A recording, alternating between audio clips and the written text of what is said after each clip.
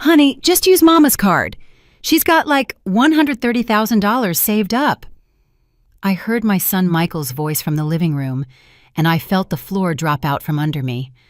I was in the kitchen, preparing lunch with my hands covered in flour, when those words cut through the wall and struck my chest like a clenched fist. I couldn't believe what I'd just heard. My own son, the boy I carried for 9 months, the one I nursed and raised alone after his daddy left us, was handing over my bank card to Shanice, his wife, like it was his own. As if the money that cost me 40 years of work, of ruined knees scrubbing other people's floors, of tired eyes sewing late into the night, belonged to him. I dropped the rolling pin on the counter and stood paralyzed, my heart hammering so loud I could hear it in my ears. "Are you sure, babe? Won't she get mad?" Shanice asked, with that sweet voice she used when she wanted something. It was a voice I knew all too well after 15 years of watching her manipulate my son. "Nah, Mom won't say nothin'. She lives here rent-free. She eats our food, uses our utilities. It's the least she can do to help us out a little. Besides, she's old now. What does she need all that cash saved for? We got expenses. We got a life ahead of us," Michael replied, and every word was like a knife twisting in my back. I stood there, staring at the dough on the table, fighting back the tears that threatened to spill. I wasn't going to cry. I had cried enough in this house over the last 20 years, ever since Michael convinced me to sell my little apartment to help him with the down payment on this place, which he now claimed was only his. Rent-free, he'd said. I lived rent-free in the house I helped buy. I ate for free the food I cooked every single day. I used the utilities I paid for with my $500 monthly Social Security check, which I handed over in full every month without keeping a single cent for myself. I heard Shanice's footsteps approaching the door, the rattle of her purse, the jingle of the car keys. She was heading to the mall with my card in hand, with the code Michael had given her, with access to every dollar I had ever sweated for. "I'm heading out to the mall, Mama Loretta. You need anything?" She called out from the living room with that fake kindness she used in front of Michael, as if we were friends, as if she hadn't taken my son from me, piece by piece, all these years. "No, sweetie, thank you," I replied, my voice as steady as I could make it, without turning, without letting her see my face. I heard the door close, the car engine start, the sound fading down the street. I sank into a kitchen chair and looked at my hands. 68-year-old hands, wrinkled and spotted, hands that had worked nonstop since I was 14. I remembered every one of those $130,000. Every bill had a story, a sacrifice, a compromise. The first $10,000 I saved, working as a seamstress in a shop, where I clocked in at 6 a.m. and left at 8 p.m., 6 days a week, saving the little money I made each day in an envelope under my mattress. It took me 3 years to save those first $10,000, eating rice and beans almost every day, never buying myself a new pair of shoes. Another $20,000 came from the extra cleaning jobs I took on Sundays. The one day I was supposed to rest. Huge houses belonging to rich families who paid me $50 for 8 hours of work. I cleaned 3 houses every Sunday, $150 I saved in full without spending a dime. The rest came from years and years of having no life of my own, no new clothes, no trips to the beauty parlor, no eating out, saying no to anything that cost money. While other women my age went out with friends or treated themselves, I counted pennies and tucked them into the bank account I'd opened 30 years ago. And for what? To have a place of my own someday, a small, modest apartment where no one could tell me I was living for free, where I could close my door and be the owner of my space, my peace, my life. That was all I wanted. It wasn't much to ask for after 68 years in this world.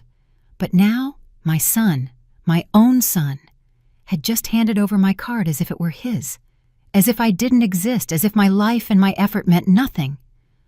Michael walked into the kitchen with his phone in his hand, not even glancing at me. He poured himself a glass of water and leaned against the refrigerator. "Lunch almost ready, Mama? I got a meeting at 3 and need to eat quick," he said with that tone he'd been using lately, the tone that wasn't a question, but an order. "Almost," I replied, standing up to continue with the dough, though my legs felt shaky. "Oh, hey, Mama. Shanice went to the mall. We needed some things for the house," he said, still not looking up from his phone, as if it were the most normal thing in the world. I didn't answer. I kept kneading, pressing the dough harder than necessary, feeling the mix of rage and pain in my chest. "Did you hear what I said?" Michael asked, finally looking up. "Yes, I heard," I said without turning. "And is there a problem?" Irritation was in his voice now, as if I were the one doing something wrong. I turned and looked him in the eyes, those eyes that once looked at me with love, respect, and admiration. Now I only saw impatience and annoyance. "Should I have a problem?" I asked, keeping my voice steady, though inside I was a volcano about to erupt. "No, of course not. It's just some things for the house. Besides, Mama, you live here. It's normal for you to help out with the expenses once in a while," he said, going back to his phone as if the conversation were over. "Help out with the expenses."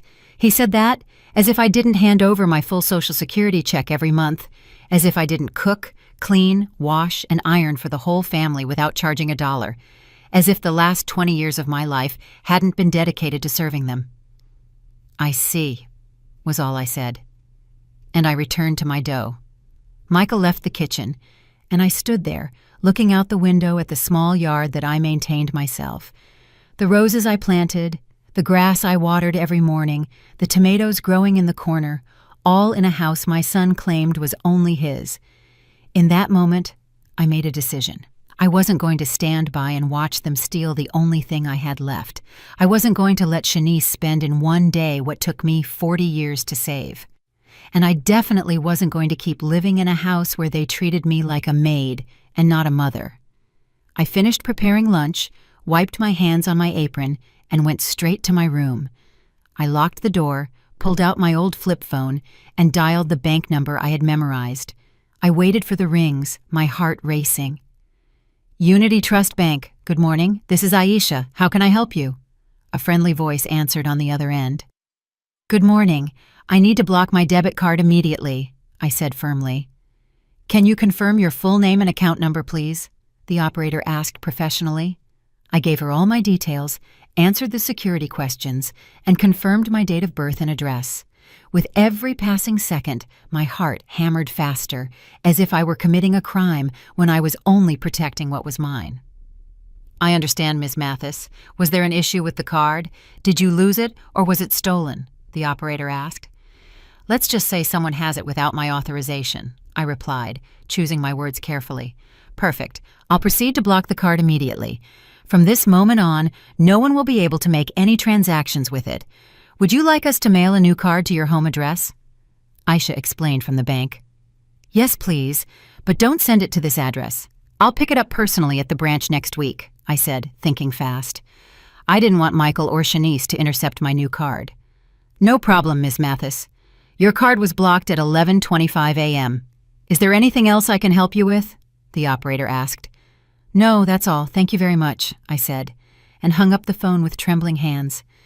I sat on the edge of my bed, that twin bed Michael had given me when I moved into this house, telling me the room was small and couldn't fit a bigger one. I looked around my 10 by 10 foot room, a bed, a small closet, a nightstand. This was all my space in a 4-bedroom house. Shanice had a full walk-in closet all to herself, bigger than my entire room. Michael had his private office where no one could enter. There was a TV room, a formal dining room only used when guests came over, and I lived in the smallest room, the one that used to be the pantry. But I never complained. I never complained because he was my son, because I loved him, because I thought that someday he would see me again as his mother and not as a burden. How naive I was. I heard Michael's phone ring in the living room, his voice answering, then silence. Then his voice, louder, more agitated. "Blocked? How is it blocked? That's impossible. My mama never blocks anything. She doesn't even know how to use those bank things," Michael was saying, and I could hear the frustration in his tone. I stayed still, holding my breath, listening. "Shanice, wait, let me call Mama," Michael said, and seconds later he was pounding on my door. "Mama, are you in there? I need to talk to you, urgent." "Coming," I said. waiting a few seconds before opening the door, pretending I was busy. I opened it, and there was Michael, phone in hand, with that anxious look he got when things didn't go his way. "Mama, Shanice just called me from the mall. She said your card isn't working, that it shows up as blocked. Did you block it?" he asked, straight to the point. I looked him in the eye, and for the first time in 20 years, I wasn't afraid to tell the truth. "Yes, I blocked it," I replied calmly. "What? Why did you do that? Shanice is at the checkout with a cart full of stuff. She's being horribly embarrassed," Michael said, raising his voice. "I didn't give her permission to use my card. That money is mine," I said, maintaining my composure. "Mama, don't start with that now. Shanice was just going to buy some things we need for the house. It's not a big deal. Call the bank and unblock the card right now," Michael ordered with that authoritative tone he had developed over the years. "No," I said simply.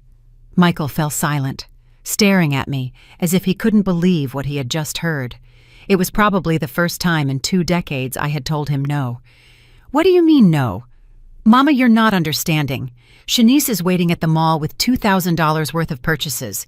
Do you have any idea how embarrassed she is right now?" Michael said, his face red with anger. $2,000, I repeated slowly, feeling the words burn in my throat. "Michael, she was going to spend $2,000 of my money without even asking me." "It's stuff for the house, Mama. A new TV, a sofa set, appliances we need to replace. It's not like it's just for her," Michael explained, as if that justified everything. "I didn't authorize those expenses. I saved that money working for 40 years. It's not family money, it's my money," I said firmly, though I was trembling inside. "Mama, you live in this house. You use the electricity, the water, the gas, the internet. All of that costs money. Or do you think it's free? It's fair that you contribute," Michael said, crossing his arms. "I give you my entire Social Security check every month, $500 that you never pay back. I cook, I clean, I wash, I iron. Isn't that contributing?" I asked, feeling my voice break but holding firm. "That $500 doesn't even cover your food expenses, Mama. You're being selfish. You have $130,000 saved that you're not using for anything." "What do you need it for? What are you going to do with it at your age?" Michael said, and those words hurt more than any physical blow. At my age, as if at 68 years old, I no longer deserved to have dreams, plans, or dignity. "That money is for me to buy my own apartment and stop being a burden to you," I said, and I saw Michael's eyes widen in surprise. "What are you talking about? Nobody said you're a burden," Michael replied, but his voice didn't sound convincing. "You just said it 5 minutes ago in the living room. You told Shanice I was living here for free, eating your food, using your utilities, that I was old and didn't need so much money." "That's what you said," I stated, and I watched Michael's face go pale as he realized I had heard everything. A long, awkward silence followed. Michael opened his mouth several times, trying to find words, but nothing came out. "Mama, I didn't mean it like that," he finally said, but without looking me in the eyes. "But you said it and you thought it. And right now you're more worried about Shanice's embarrassment at the mall than the fact that she tried to spend $2,000 of mine without my permission," I said, feeling the tears well up, but I kept them in. "She's my wife, Mama. It's normal for me to defend her," Michael said. "And I'm your mother. Isn't it normal for you to defend me?" I asked, and that question hung in the air between us like a ghost. Michael fell silent again. He looked at his phone, then at me, then back at his phone. I could see the conflict on his face, the battle between his conscience and his loyalty to Shanice. "Mama, please, just unblock the card for today. Shanice is already there. She already picked everything out. We can't leave her hanging like that. We'll talk about this calmly later," Michael said in a softer tone now, trying to manipulate me with guilt. "No, Michael. And tell Shanice to come home. The 3 of us need to talk," I said with a firmness I didn't know I possessed. "Mama, don't blow this out of proportion. Please," Michael pleaded. "I didn't do anything. You are the ones who took my card without permission. You are the ones who were planning to spend my money like it was yours. I'm just protecting what belongs to me," I said, and I took a step back to close my bedroom door. Michael stood in front of my closed door. I heard him knock softly with his knuckles. "Mama, open up, please. Don't be mad," he pleaded, using that voice he used when he was a little boy who'd done something wrong. That voice that used to melt my heart, but now only filled me with anger. I didn't answer. I sat on my bed and waited. I heard his steps retreat. I heard him talking on the phone with Shanice in a low voice. I heard him explaining that I had blocked the card. I also heard Shanice yelling on the other end of the phone so loud that her voice cut through the device. "Your mother is crazy. I'm standing here like an idiot in front of all these people. The saleswoman already called the manager. This is humiliating," Shanice screamed. And I didn't feel an ounce of guilt. Let her feel shame. Let her feel what it's like when someone makes you look bad. I had felt shame for 20 years every time I was introduced at family gatherings as the mother who lives with us. Every time Shanice told her friends that I helped out around the house, as if I were the domestic worker. A half-hour passed before I heard Shanice's car pull up. The front door slammed so hard it shook the walls. I heard her heels clicking against the hardwood floor, that sound that always announced a storm. "Where's your mother?" Shanice asked, her voice dripping with venom. "Shanice, calm down. Let's talk about this quietly," Michael said, trying to appease her. "Quietly?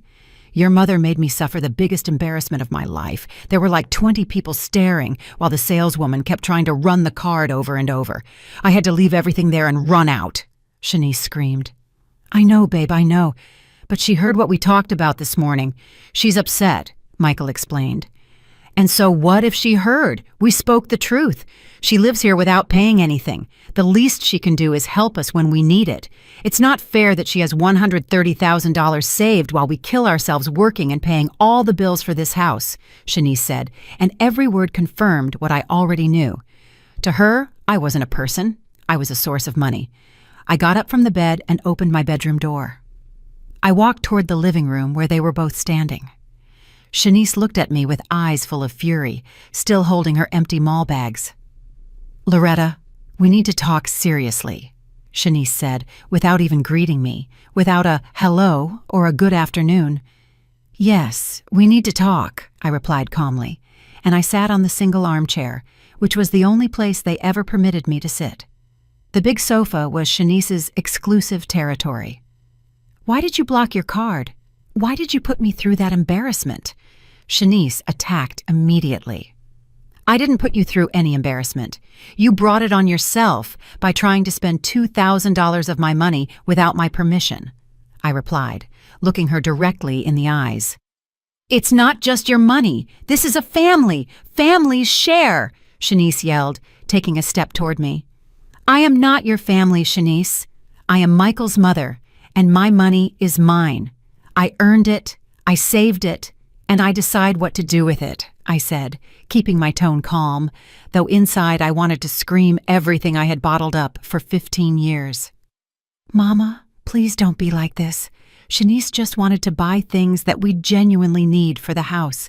The TV in the living room is 8 years old, the sofa is all worn out, the refrigerator makes weird noises," Michael intervened, trying to justify the unjustifiable. "If you need those things, buy them with your money. You both work. Michael makes good money as an engineer.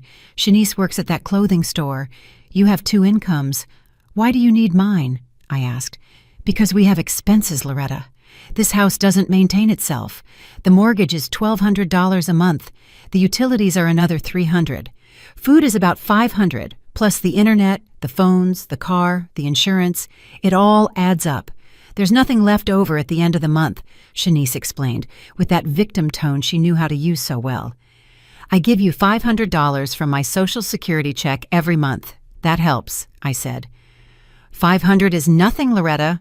That barely covers your food," Shanice said with contempt.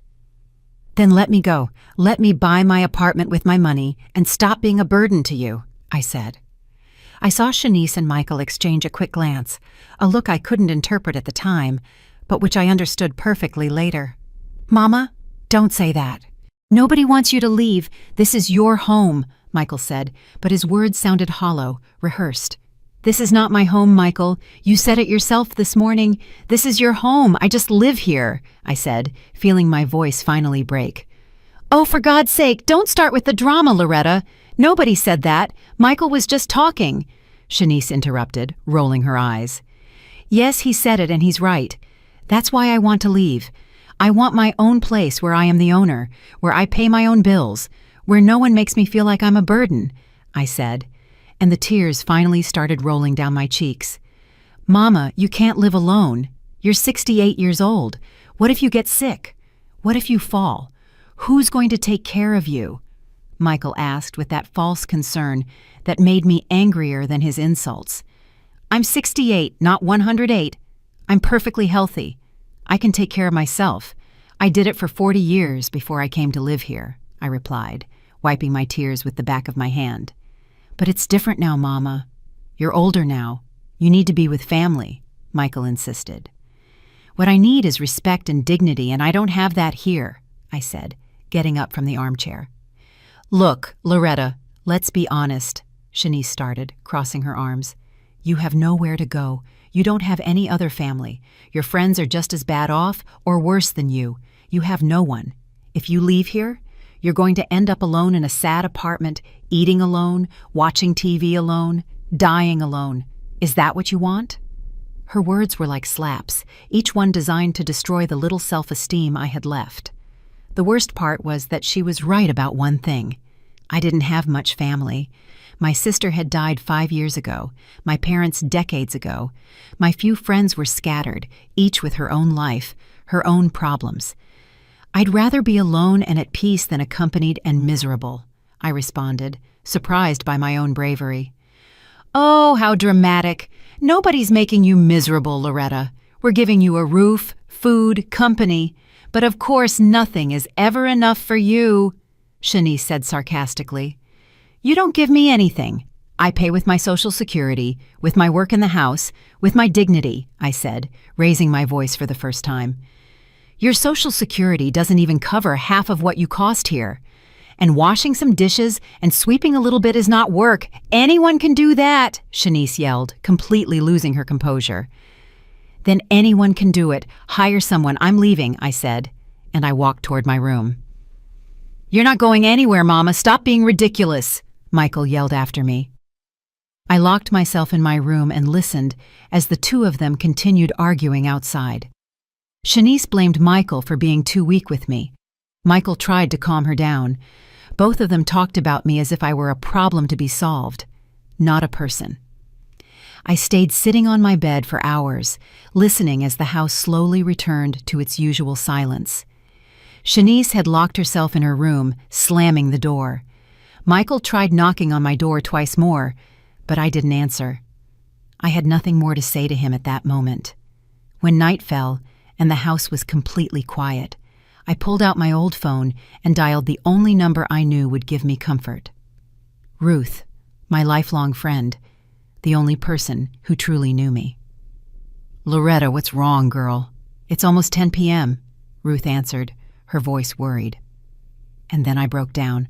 I told her everything, from the conversation I overheard that morning to the fight with Shanice, from the $2,000 they tried to spend to the hurtful words about my age and my loneliness. Ruth listened without interrupting, letting me cry and vent like I hadn't in years. Loretta, listen to me closely, Ruth said when I finally ran out of words. You're coming to my place tomorrow. You can stay with me for as long as you need while you look for your apartment. You can't stay there. That house is killing your soul. Ruth, I can't impose on you. You live in a small apartment. There's no room, I said through sobs. I have a pull-out sofa in the living room that's more comfortable than being in that house where they don't value you. Tomorrow, Loretta.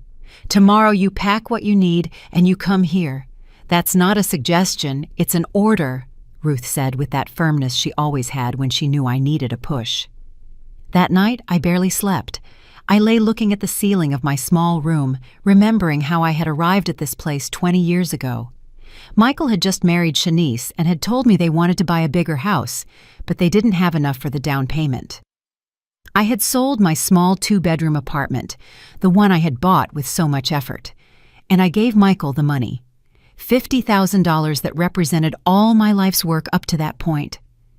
"It's a loan, Mama. I'll pay you back in 2 years when I get my promotion," Michael had promised me, his eyes bright with excitement. But 2 years passed, then 5, then 10, and the loan was never mentioned again. When I brought it up, Michael would get annoyed. He would say that he was giving me a roof and food, and that was worth more than the $50,000. Now I understood that I had been a fool. I had blindly trusted my son, and he had abused that trust. Worse yet, I had allowed it for 2 decades because I was afraid of being alone, afraid Michael would reject me, afraid of losing the only direct family I had left. But the fear of loneliness couldn't be stronger than my dignity. I couldn't keep living like that. When Friday dawned, I got up earlier than usual. I prepared breakfast as always. I left everything ready on the table, but this time I didn't stay to serve them. I showered, dressed in my best clothes, and started packing my things into the 2 old suitcases I had stored at the back of the closet. I didn't have much: modest clothes, a few pairs of shoes, photographs, important documents, and the small wooden box where I kept the few pieces of jewelry I owned. My mother's wedding ring, some silver earrings my sister gave me, a thin chain I bought with my first paycheck. Everything fit into 2 suitcases. I heard Michael and Shanice get up.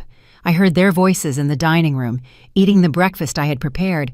Neither one knocked on my door to see how I was. Neither asked if I had slept well. It was as if I didn't exist unless they needed something. I waited for both of them to leave for work. Michael left first at 8:30 a.m. as usual. Shanice left at 9. When I heard her car engine fade away, I pulled my suitcases out of the room. I walked through the house for the last time, looking at every corner I had cleaned thousands of times. The kitchen where I spent countless hours cooking for a family who barely said thank you. The living room where I could never sit comfortably because it was Shanice's space. The dining room where I always sat in the corner, in the least comfortable chair. I left the house keys on the dining room table. Beside them, I left a note I had written during the night. "Michael, I'm leaving. I can't keep living in a house where I'm only valued for my money. Thank you for these 20 years, but I need to reclaim my dignity. Don't look for me. When I have my new apartment, I'll send you the address. I love you, but I love myself more. Mama."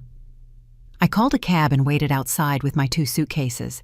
Mr. Davis, the next-door neighbor, was watering his lawn and looked at me curiously. "Good morning, Ms. Loretta. Going on a trip?" he asked kindly. "Something like that, Mr. Davis. Something like that," I replied with a smile that didn't reach my eyes. The cab arrived in 10 minutes.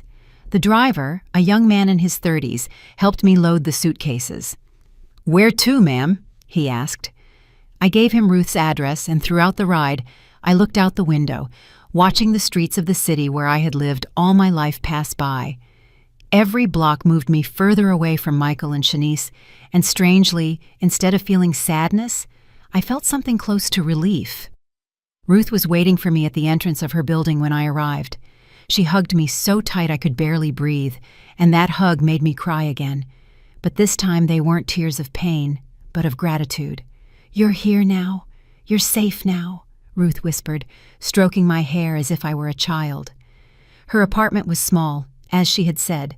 A living room, dining room combo, 1 bedroom, a kitchen, and a bathroom, but it was clean, tidy, and above all, full of peace. There was no tension in the air, no looks of contempt, no hurtful words waiting to strike. "The sofa bed is all yours. It's not much, but it's comfy. And this house is your house for as long as you need to stay," Ruth said, showing me where I could put my things. "Ruth, I don't know how to thank you for this," I said, my voice choked. "You don't have to thank me for anything. That's what friends are for. Besides, you'll keep me company. Since my husband passed 3 years ago, this house has been too quiet," Ruth said with a warm smile. We spent the rest of the morning organizing my things. Ruth gave me space in her closet, showed me where everything was in the kitchen, and made me feel welcome in 1,000 small ways. At 1 p.m., my phone started ringing. It was Michael. I didn't answer. He called again, and one more time. Finally, he left a voicemail. "Mama, where are you? I came home for lunch, and you're not here. I saw your note, Please call me. I'm worried." Worried. How interesting that he was worried now. He wasn't worried yesterday when he yelled at me. He wasn't worried when his wife tried to steal $2,000 from me. He wasn't worried for 20 years while I withered away in that house. Ruth looked at me with an questioning gaze. "You going to answer him?" she asked. "Not yet. I need to think clearly. First, I need to decide what I'm going to do with my life before I talk to him," I replied, turning off the phone. That afternoon, Ruth and I sat on her small balcony with a cup of coffee. From there, we could see the city, the buildings, life moving below on the streets. "You know what hurts the most, Ruth?" I said after a long silence. "It's not the money they tried to spend. It's not even that they disrespected me. What hurts the most is that I lost 20 years of my life trying to earn my son's love, and now I realize that love was always conditioned on what I could give him." Ruth took my hand in hers, those hands also wrinkled by the years, but strong and warm. "Loretta, listen to me closely. You didn't lose 20 years trying to earn his love. You gave 20 years of unconditional love, which is very different. The problem isn't you. The problem is that Michael and that woman didn't know how to value what they had," Ruth said with wisdom. "But I'm his mother. Mothers are supposed to sacrifice for their children," I said, still feeling the guilt they had instilled in me all my life. "Mothers should love their children, yes, but children must also love their mothers. Love isn't a one-way street, Loretta, and sacrifice has a limit.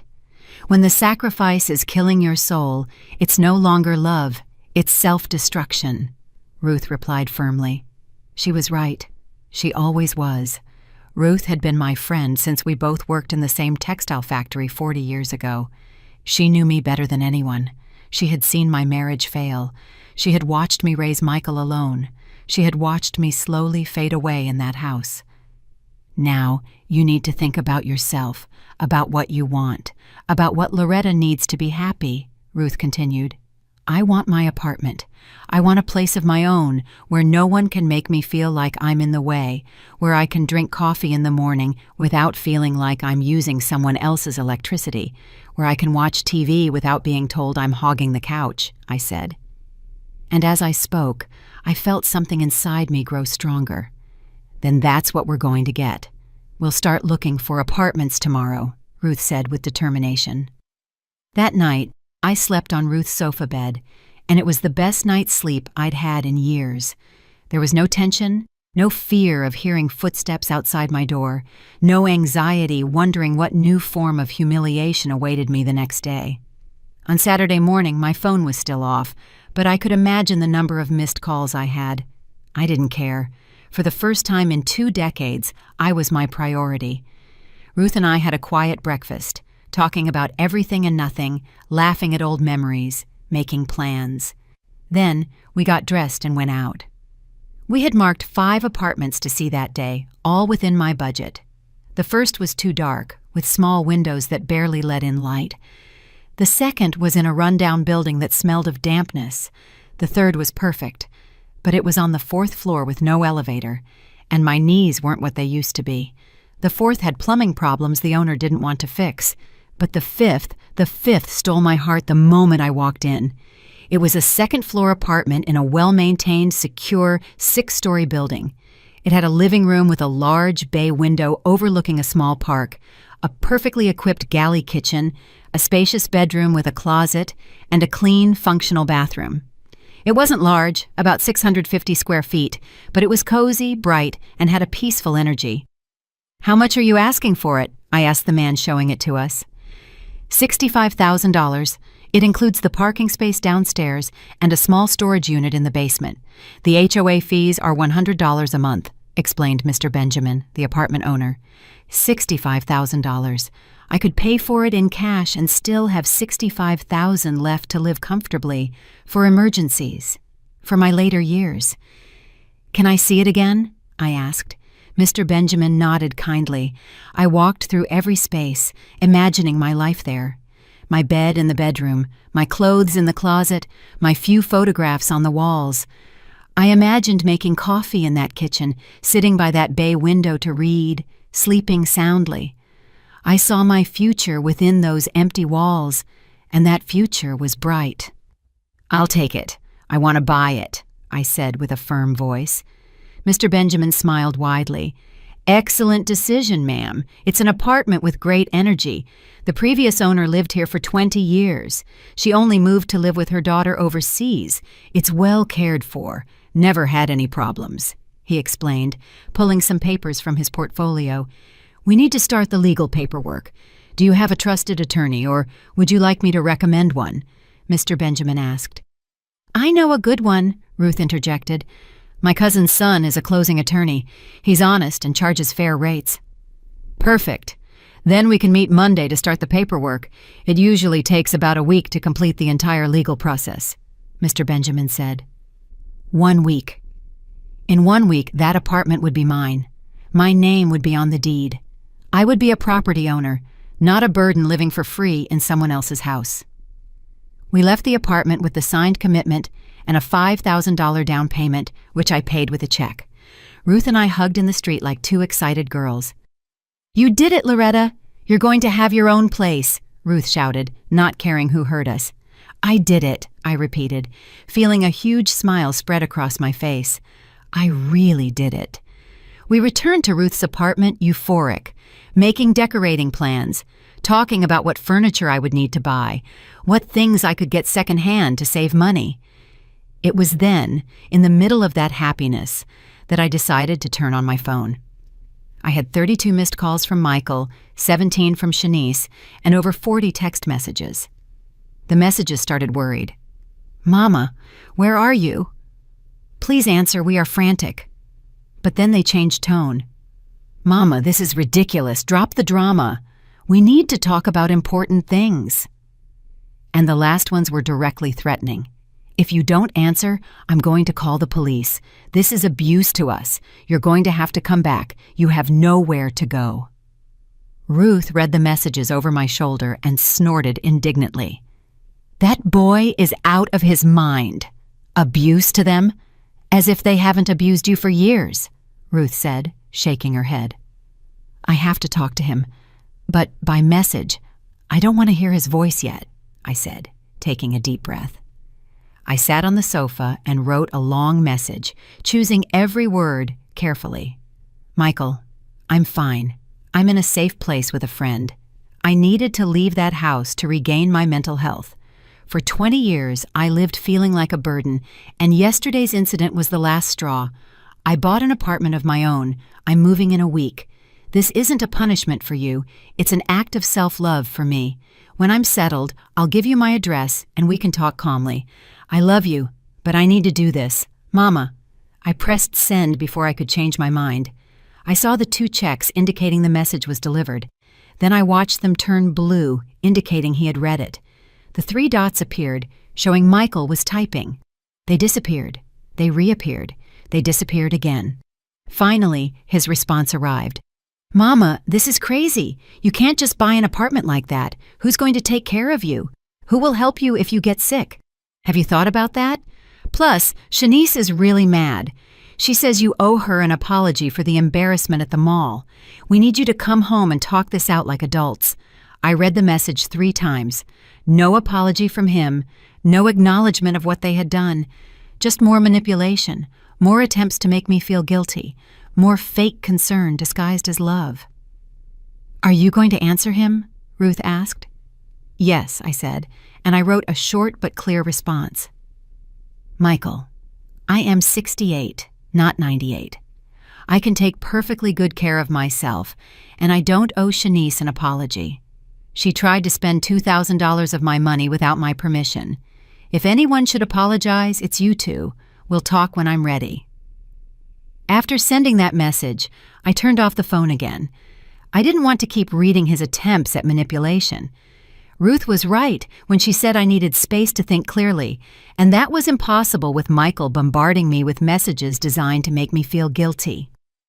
Sunday was a day of absolute peace. Ruth and I went to church in the morning, something I hadn't been able to do in years because Sundays were when Shanice organized her big family brunches and I had to cook for everyone. Afterward, we walked through the market, looking at second-hand furniture and housewares. I found a small but beautiful dining table, solid wood, for only $80. The seller helped me load it into the cab.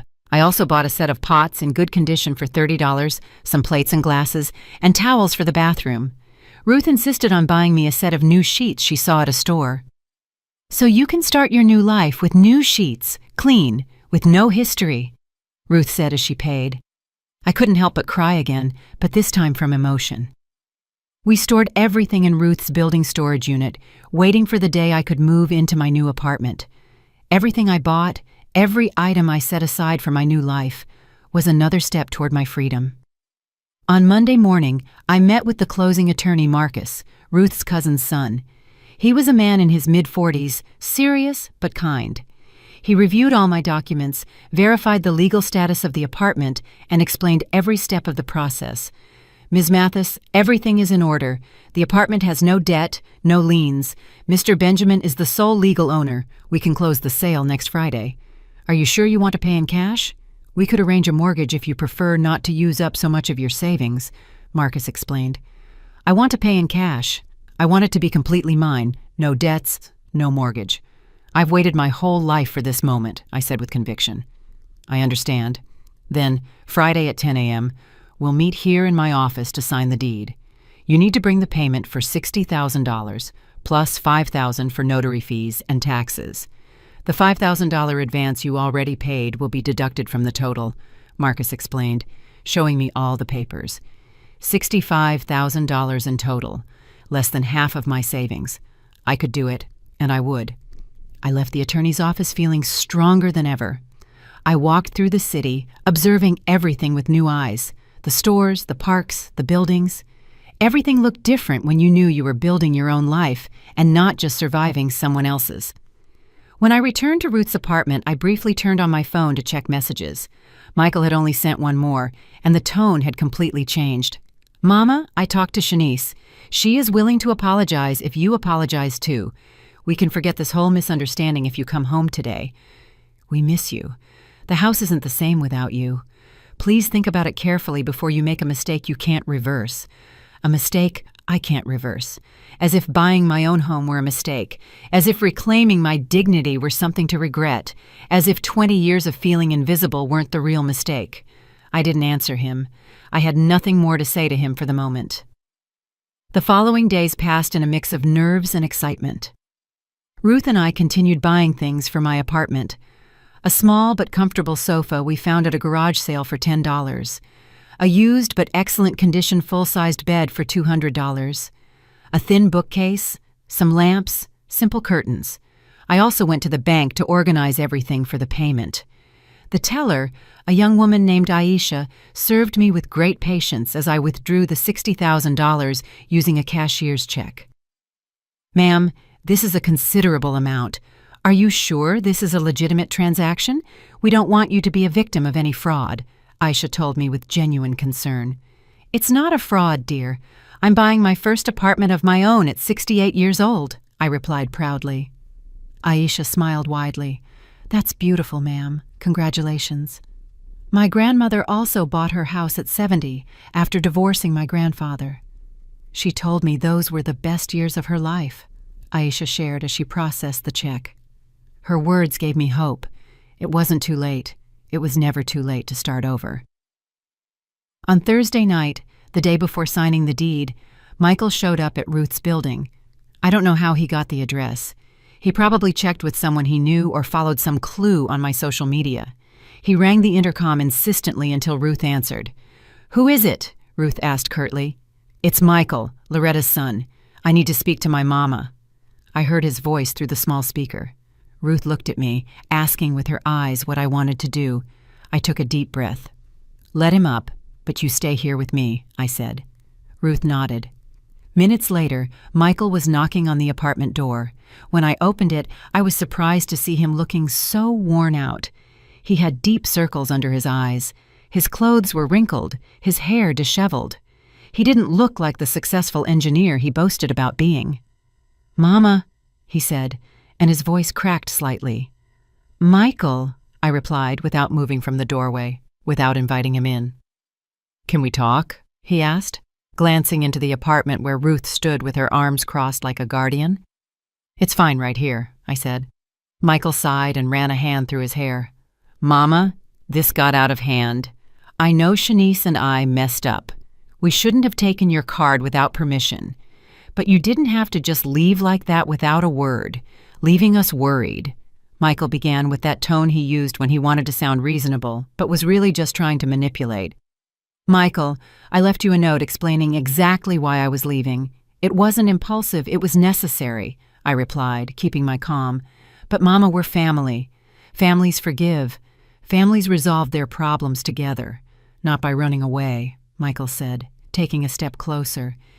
"Families also respect each other, Michael, and you haven't respected me in years. It's just that I was so used to the mistreatment that I stopped noticing it," I said, feeling the words come out with more force than I expected. "Mistreatment? Mama, we never mistreated you. We gave you a roof, food, everything you needed," Michael protested, raising his voice. "You gave me a room the size of a closet. You made me feel like every bite of food I ate was a favor. You treated me like a servant, not a mother. And when I saved money with 40 years of work, you tried to steal it," I said. And every word was like releasing a weight I had carried for too long. "We weren't going to steal anything. It was just for some things for the house where you live too. It's not stealing, Mama, it's family sharing," Michael yelled, losing his composure. $2,000 is not sharing, Michael, it's stealing. "And I never authorized that expense," I replied without raising my voice, which seemed to frustrate him even more. "Fine, all right. I admit it was too much. Shanice got carried away seeing all those things on sale, but we can fix this. Come home, and I promise you none of this will ever happen again," Michael said, changing tactics, his tone now pleading. "I'm not coming back, Michael. Tomorrow I sign the deed for my new apartment. I'm moving in this weekend. I've already made my decision," I said. And I saw his face go from pleading to shock. "You bought an apartment without consulting me? Mama, that's crazy. What if you got scammed? What if it's a bad deal? I should have reviewed those things with you," Michael said, almost panicking. "I have an attorney, a lawyer. Everything is legal and verified. I didn't need your permission, Michael. I'm a 68-year-old adult with full mental capacity. I can make my own decisions," I explained patiently. Michael fell silent for a moment, processing what I had just told him. I watched his eyes move quickly, calculating, thinking about his next move. "And the money? How much do you have left after buying that apartment?" he asked. And there was the real reason for his visit. He didn't come for me, he came for my money. "That is none of your business, Michael," I replied firmly. "Of course it's my business. I'm your son, your only family. I have a right to know how you're managing your finances. At your age, you could make errors in judgment," Michael said with that condescending tone that always bothered me so much. "At my age, I have more experience and wisdom than you. I've managed my money for 40 years without making mistakes." "I'm not going to start now," I said, crossing my arms. "Mama, let's be honest. That money is partially mine, too. I've supported you for 20 years. I've given you a house, food, utilities. That has value. If we calculate it, I probably owe you little or nothing," Michael said, and his words felt like a bucket of ice water dumped over me. Ruth took a step forward from inside the apartment. "Young man, I think it's time for you to leave. You heard your mother. She made her decision, and you have no right to her money," Ruth intervened firmly. "You stay out of this, ma'am. This is between my mama and me," Michael replied rudely. "This is my house, and I can get involved whenever I please. And I'm going to ask you to leave right now, or I'll call security," Ruth said, pulling out her phone. Michael looked at me with a mix of anger and desperation. "Is this what you want, Mama? To break up our family? To let strangers get between us?" he asked, pointing at Ruth. "Ruth is not a stranger. She's been my friend for 40 years. She's been by my side at times when you didn't even exist. And no, Michael, I'm not breaking up the family.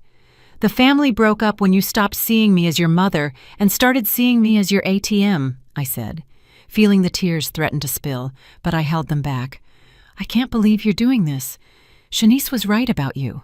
She said you were selfish. that you only thought about yourself, and I defended you. How foolish I was," Michael said, venom in every word. Those words hurt more than I cared to admit, but they also confirmed what I already knew. Shanice had poisoned my son against me for years, and he had let her. "If that's what you think of me, then it's better for me to leave your life. I don't want to be a burden to anyone," I said, my voice trembling. "Fine, great. Go to your apartment. Live alone, but don't come running when you get sick or need help. Don't come back when you realize you made a mistake," Michael said, turning to leave. "Michael," I called out, and he stopped without turning around. "I love you. I will always love you. You are my son, but I can no longer live by sacrificing my dignity for your comfort. I hope you understand that someday." Michael didn't respond. He simply kept walking toward the elevator. I watched him get in, watched him press the button, watched him disappear behind the closing doors. And with those doors, a chapter of my life also closed. Ruth hugged me while I finally allowed myself to cry. I cried for the 20 lost years, for the broken relationship with my son, for the family that could have been but never was. But I also cried with relief because I knew I had made the right decision, even though it hurt. That night, I barely slept. I tossed and turned on the sofa bed, replaying the conversation with Michael, questioning if I had been too harsh, wondering if I should have given him another chance. But every time I thought about going back, I remembered the 20 years of small and large humiliations. I remembered the attempted theft. I remembered all the times they made me feel invisible. No, I couldn't go back. For the first time in my life, I had to choose myself. Friday dawned sunny and beautiful, as if the universe were celebrating with me. Ruth and I dressed in our best clothes. She insisted on accompanying me to the attorney's office. "This is one of the most important days of your life, Loretta. You're not going through it alone," Ruth said, putting on her cream silk blouse, the one she saved for special occasions. We arrived at the attorney's office 15 minutes before the agreed time. Mr. Benjamin was already there, along with Marcus, the attorney. Both greeted us with smiles. "Good morning, Ms. Mathis. Ready to be a homeowner?" Marcus asked warmly. "More than ready," I replied with a huge smile. The process lasted nearly 2 hours. I had to sign so many papers I lost count: deeds, certificates, declarations, receipts. Marcus patiently explained each document, making sure I understood exactly what I was signing. When it was time to hand over the $60,000 cashier's check, my hand trembled slightly. It was nearly everything I had. But I looked at Ruth, who smiled at me proudly, and I remembered why I was doing this. I placed the check on the table. Mr. Benjamin reviewed it, nodded with satisfaction, and Marcus officially processed it. "Very well, Ms. Mathis. With this, we complete the transaction. This apartment is now legally yours. Here are the deeds with your name, the keys, and the building documents. Congratulations on your new home," Marcus said, handing me a thick envelope with all the papers and a keychain with 3 keys. I took the keys in my hand and held them as if they were the most valuable treasure in the world. And to me, they were. These keys represented freedom, dignity, and independence. They represented the end of a dark chapter and the beginning of something new. "Thank you, Marcus. Thank you, Mr. Benjamin. You don't know what this means to me," I said, my voice cracking with emotion. "Believe me, I do, Ms. Mathis. I've seen many transactions in my life, but few with such an emotional load as this one. I hope you are very happy in your new home," Marcus said sincerely. We left the attorney's office, and Ruth practically screamed with excitement in the street. "You did it! You own your own place. At 68 years old, you took back your life," Ruth shouted as she hugged me, and we spun around on the sidewalk like 2 crazy girls. People passing by looked at us curiously. Some smiled, seeing our joy. An older lady stopped and asked us what we were celebrating. "I just bought my first apartment," I told her proudly. "Oh, how lovely. Congratulations, honey. It's never too late to fulfill dreams," the lady said, with a warm smile before continuing on her way. Ruth and I went straight to the apartment. I wanted to see it again, now that it was officially mine. I opened the door with trembling hands, put the key in the lock, turned, and pushed. The apartment was exactly as I remembered it, empty, smelling clean, full of light coming through the bay window. But now it looked different. Now it wasn't just a pretty space. It was my space, my home. I walked slowly through every corner, touching the walls, imagining where I would put each piece of furniture, visualizing my life there. The table by the bay window where I would drink coffee every morning, the sofa in front of the TV where I would rest without fear of someone telling me I was in the way, the bed in my bedroom where I would sleep in peace. "It's perfect, Loretta. It's absolutely perfect," Ruth said with tears in her eyes. "Yes, it is," I replied, also crying, but this time tears of pure joy. We spent the rest of the day cleaning the apartment from top to bottom. Even though it was already quite clean, I wanted to leave it spotless before bringing my things in. Ruth brought cleaning supplies, rags, and brooms, and we worked together like in the old days when we were young and cleaned other people's houses. On Saturday morning, Ruth organized a small help squad. She called her niece Kendra, a strong woman in her 30s who worked for a moving company. Kendra arrived with her truck and 2 friends who helped us move all the furniture we had bought during the week.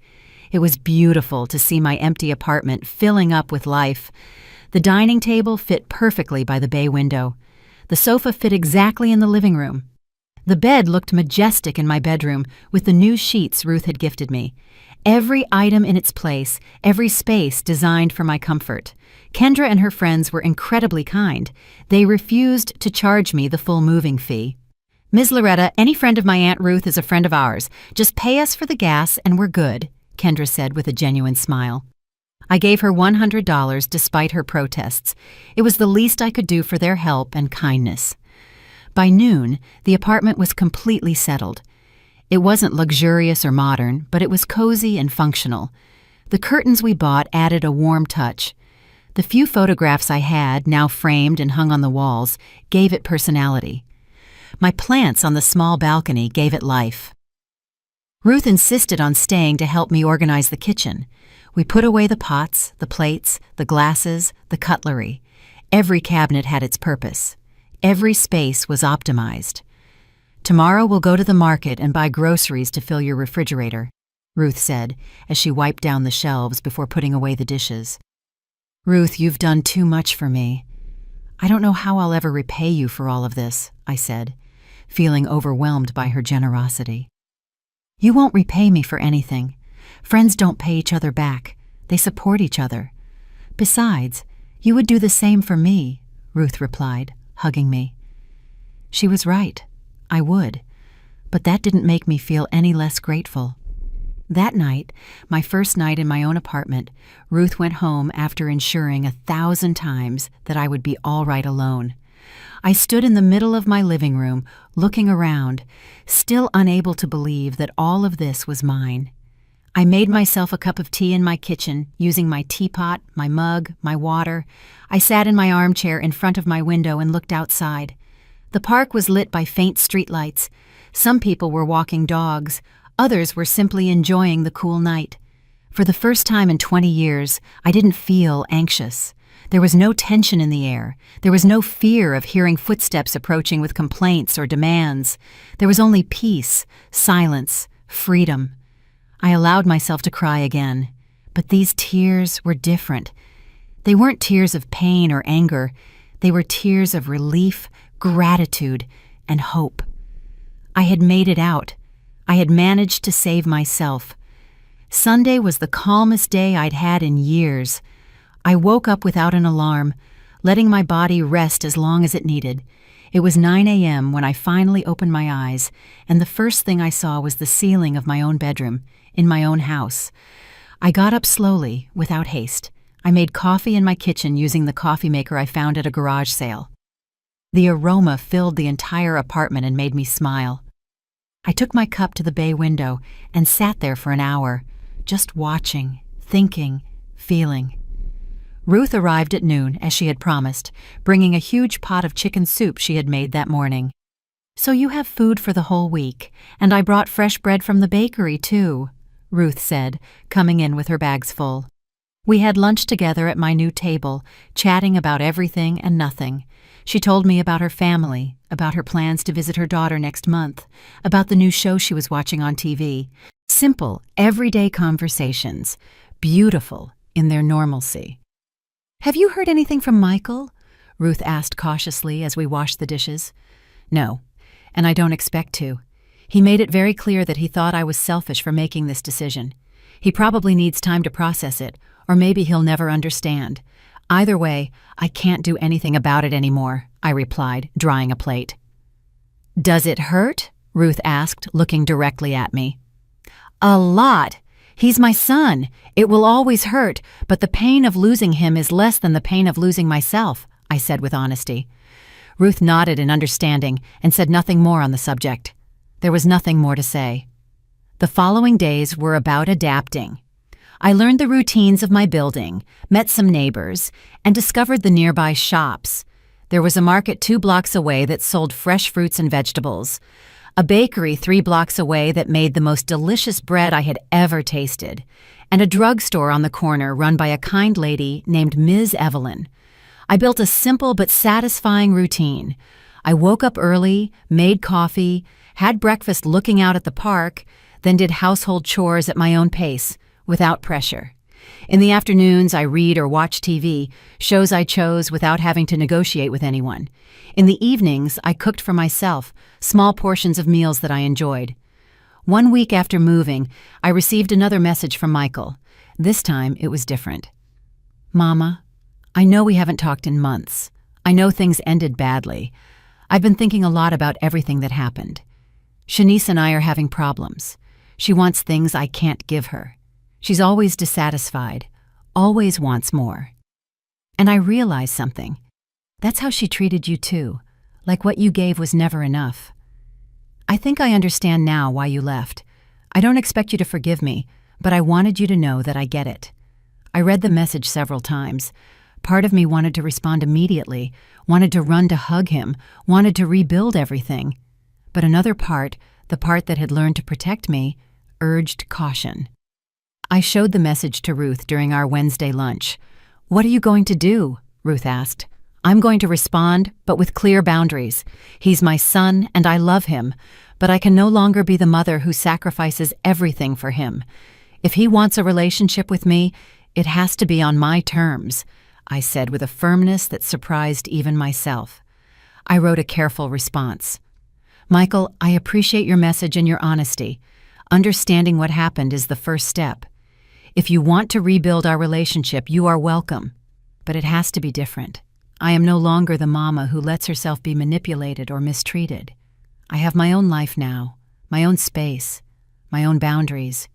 If you can respect that, we can start over. I love you, but I love myself more now." His answer came the next day. "I understand, Mama. Could I visit you sometime? Just to see how you are, what your new apartment is like. Without Shanice, just me." We agreed he would come the following Sunday. I spent the entire week nervously cleaning the apartment obsessively, even though it was already clean, cooking and recooking in my mind what I would say to him. Sunday arrived promptly at 3 p.m. When I opened the door, I saw a different Michael, thinner, with more gray hair, tired eyes, but also softer. "Hi, Mama," he said, his voice trembling slightly. "Hello, son," I replied, and we hugged in the doorway. It was a long, healing hug, full of unsaid things. I showed him the apartment. He walked through every space carefully, touching the furniture, looking at the photographs on the walls, observing everything. "It's beautiful, Mama. It's small, but cozy. It feels like you," Michael said sincerely. We sat at my table by the bay window. I served him coffee and cookies I had bought that morning. We talked for hours. Michael told me about his problems with Shanice, about how she constantly pressured him for more money, more things, more status. He told me he had started therapy to understand his own behavioral patterns. The therapist made me see that I repeated with Shanice the same thing Dad did to you. I let her treat you badly because I wanted to keep the peace in my marriage, without realizing I was sacrificing my relationship with you. Michael admitted with tears in his eyes.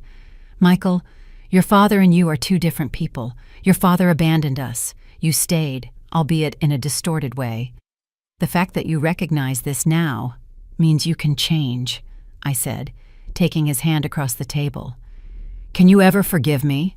Michael asked, looking directly at me. "I already forgave you, son. The forgiveness isn't for you, it's for me, to free myself from resentment. But forgiveness doesn't mean forgetting or going back to how things were. It means moving forward with healthier boundaries," I explained calmly. Michael nodded, understanding. "Does Shanice know you're here?" I asked. "Yeah, she didn't like it, but I no longer give her the power to decide over my relationships. That's another change I'm making," Michael replied with determination. Our relationship after that day was slow, but genuine in its rebuilding. Michael started visiting me every 2 weeks, always alone, always respectful of my space and my time. He asked me about my life, about my activities, about my friends. He truly listened, not just waiting for his turn to speak. 6 months later, Michael and Shanice divorced. It didn't surprise me. Some relationships are built on toxic foundations that eventually collapse. Michael moved into a small apartment similar to mine and began his own journey of self-discovery. Today, 1 year after moving into my apartment, I am sitting in my armchair by the bay window, watching the sunset over the park. I have $75,000 in the bank, untouched. My apartment is paid for completely. My $500 monthly Social Security check covers my basic expenses. I live modestly, but with dignity. Michael comes to visit me every 15 days. Our relationship isn't perfect. It probably never will be, but it is honest. He is learning to be a better son, and I am learning to be a mother with healthy boundaries. Ruth continues to be my rock, my best friend, my chosen family. The women in my knitting class have become my social circle. I have plans to take a small trip next year, something I never allowed myself to do. My life is not extraordinary. I have no luxuries or spectacular adventures, but I have something I didn't have for 20 years. Peace. I have my own space where no one makes me feel like I'm surplus. I have my own money that no one tries to steal. I have my own life that no one controls. Sometimes I look back and wonder what would have happened if I had found the courage to leave sooner. But then I remember that every experience, even the painful ones, brought me here, to this moment, to this peace. I am 69 years old now. I don't know how many years I have left, but I know that every day I live in this apartment, in my own space with my dignity intact, is a day earned, a day lived for me. And that, after a lifetime of living for others, is more valuable than any amount of money in the bank. Did you like my story? And which city are you listening from? Let's meet in the comments. If you like the story, you can support me by sending a super thanks so I can keep bringing more stories like this. Thank you so much for your sweet support. I'm looking forward to your comments on the story. On the screen, you can see 2 new life stories that I highly recommend. There's so much more on my channel. Don't forget to subscribe. See you in the next life story, with love and respect.